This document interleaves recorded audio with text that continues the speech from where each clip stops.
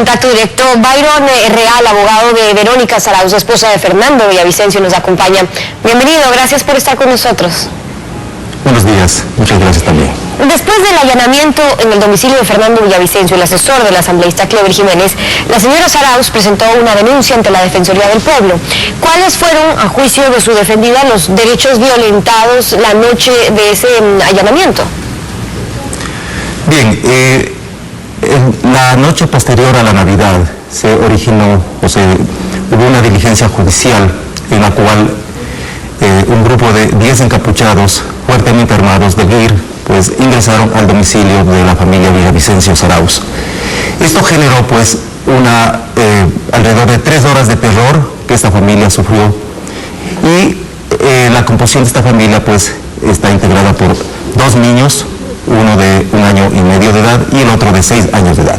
Estos niños espectaron toda esta situación pues, en la cual fueron dejados sus padres. Su madre fue empujada varias veces, su padre fue inclusive impedido de vestirse, porque dada la hora en la cual se realizó la diligencia, pues entraron de manera imprevista los miembros de la policía con los miembros de la fiscalía, de tal manera que todo esto ha generado pues un impacto psicológico, un impacto emocional demasiado grande, digamos, para estos niños, pues, y de esa manera pues se les ha afectado sus derechos. La Constitución establece pues que los derechos de los niños gozan de un estatus de interés superior, de tal manera que otros intereses u otros derechos tienen pues que ceder ante este derecho superior. Entonces nosotros lo que estamos reclamando es la razón, o mejor dicho, la manera por qué fue realizada esta diligencia judicial en la forma como fue llevada adelante. El tema de los derechos de los niños es importante, abogado, porque este fue un allanamiento que procedió en horas de la noche, un día después de la Navidad. Claro, si entran hombres, además encapuchados a esa hora en una casa, ¿qué pasa con los niños? Pero entonces, ¿cuál es el procedimiento que ustedes exigen que se debía seguir entonces? Bien, lo primero que hay que reclamar aquí es el hecho de que se elige un día o una noche particular del año. Es el día posterior a la Navidad, un día en el cual pues los niños tienen una idea, tienen una ilusión, y esa ilusión ha sido robada a los niños de la señora Verónica Zarauz. De tal manera que aquí vemos que el Estado actuó de una manera desproporcionada, ¿no? Realizó un acto a medianoche. Yo no entiendo por qué debió haberse realizado esta diligencia a esas horas. No iban a capturar a un delincuente.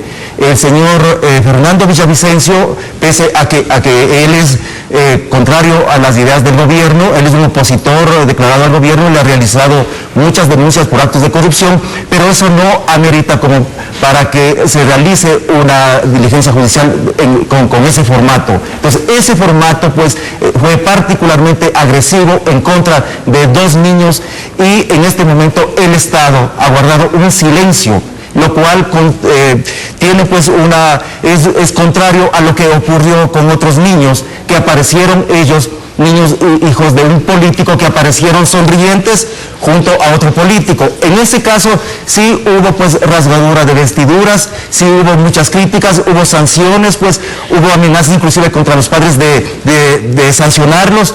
Pero ahí, pues, esa situación, pues, realmente fue una situación posiblemente feliz para esos niños. Acá estamos hablando de otro escenario. Lo que la Fiscalía ha argumentado es que esto era parte de un procedimiento urgente por el delito que se estaba investigando. En ese entonces se decía que había una indagación previa porque alguien estaba pirateando las cuentas del presidente y de su círculo. No había ninguna diferencia que en la misma diligencia la realicen al día siguiente, o inclusive ese mismo día, pero en horas laborables, porque podrían haber ido por la mañana, por la tarde, y entrar de una manera civilizada, golpeando la puerta, identificándose e indicando cuál es el tipo de diligencia que van a realizar. Pero llegar a medianoche es otra cosa. En los primeros minutos no entendió esta familia si se trataba de un asalto, que son más o menos comunes, y especialmente en esos días de la Navidad, Pues, y eso pues generó un pavor, un impacto.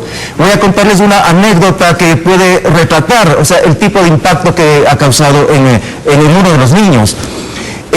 Apareció que el niño de 6 años estaba dormido sobre su cama, cubierto con las cobijas. Al día siguiente, ese niño le dijo a su madre que no estaba dormido. Él se hizo el dormido porque temía que le hagan daño esos hombres de negro que estaban encapuchados. También ese es otro hecho. ¿Por qué estaban encapuchados? Fernando Villavicencio es plenamente conocido, es un actor político muy conocido, de tal manera que sabían de antemano que no es un elemento de peligrosidad social. Puede ser un elemento de peligrosidad política para el gobierno, pero eso es otra cosa, y aquí tenían que respetarse los derechos de los niños. Por estos argumentos es que ustedes plantearon una denuncia ante la Defensoría del Pueblo, pero la Defensoría resolvió no admitir su queja, basándose en el artículo 12 sobre la inadmisibilidad de la queja cuando no cumple con el requisito. Argumentan que no se admitirán los casos que sean de competencia de otras entidades.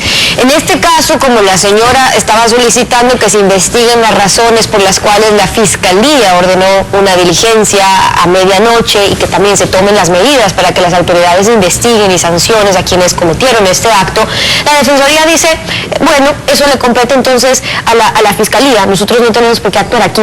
¿Qué dicen ustedes al respecto? El artículo 215 de la Constitución dice: la Defensoría del Pueblo tendrá como funciones la protección y tutela de los derechos de los habitantes del Ecuador. Y eso es suficiente como para marcar la obligación de esta institución para que salga en defensa de esos niños.